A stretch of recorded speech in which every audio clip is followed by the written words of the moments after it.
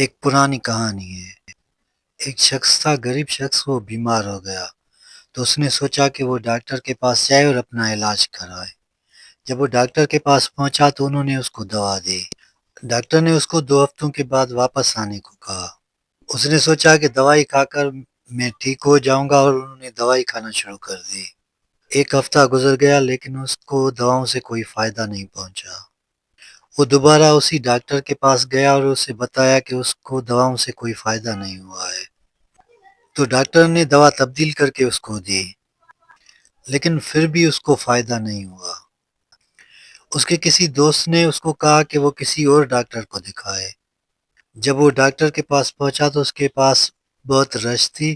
جب اس کا نمبر آیا تو انہوں نے ڈاکٹر کو دکھایا۔ ڈاکٹر نے اس کو کہا کہ تمہاری بیماری لا علاج ہے اور کسی بھی ڈاکٹر کے پاس تمہارا علاج نہیں ہے۔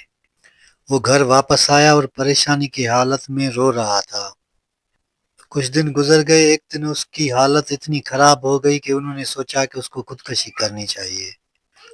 وہ گھر سے نکلا اور کسی قبرستان کے قریب پہنچا تو بارش تیز ہونے لگی۔ بارش تیز تھی اس لیے وہ پھسل کے گر گیا اور اس نے دیکھا کہ ایک سانپ تھا۔ اس سانپ کے قریب ایک انسانی کھوپڑی پڑی ہوئی تھی۔ بارش کی بوندیں اس کھوپڑی میں پڑ رہی تھی۔ سانپ پیاسا تھا اور انہوں نے وہاں سے پانی پینا شروع کر دیا۔ جب سانپ پانی پی کر چلا گیا تو اس شخص نے سوچا کہ اس کے لیے خودکشی کرنے کا یہ بہترین موقع ہے۔ انہوں نے وہ پانی اٹھایا اور پینا شروع کر دیا۔ بہت دیر تک وہ وہاں بیٹھا رہا اور بارش تھم گئی۔ جب بارش رک گئی تو وہ گھر واپس آیا اور اپنی چارپائی پہ سو گیا۔ رات گزر گئی لیکن اس کو کچھ بھی نہیں ہوا۔ 2 دن گزر گئے اور آخر میں 1 مہینہ ہو گیا لیکن اس کو کچھ بھی نہیں ہوا۔ وہ شخص اسی ڈاکٹر کے پاس گیا۔ ڈاکٹر کو کہا کہ آپ نے کہا تھا کہ میں مر جاؤں گا اور میری بیماری کا کوئی علاج نہیں، لیکن میں تو زندہ ہوں۔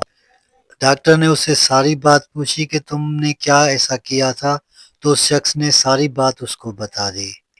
اس شخص نے بتایا کہ میں نے ایک سانپ دیکھا تھا جو پانی پی رہا تھا انسانی کھوپڑی میں۔ اس کا بچا ہوا پانی میں نے پی لیا۔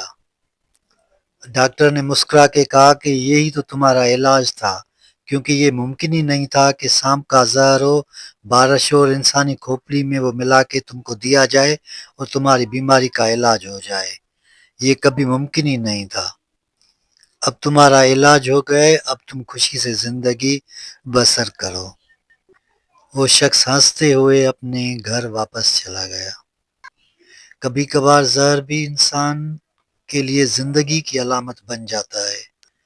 اس لیے اگر کوئی شخص آپ سے سختی سے پیش آتا ہے اور اس کا لہجہ آپ کے ساتھ سخت ہے تو کڑوا گھونٹ سمجھ کر اس کو پی لینا آپ کی خوشی کا سبب بن سکتا ہے۔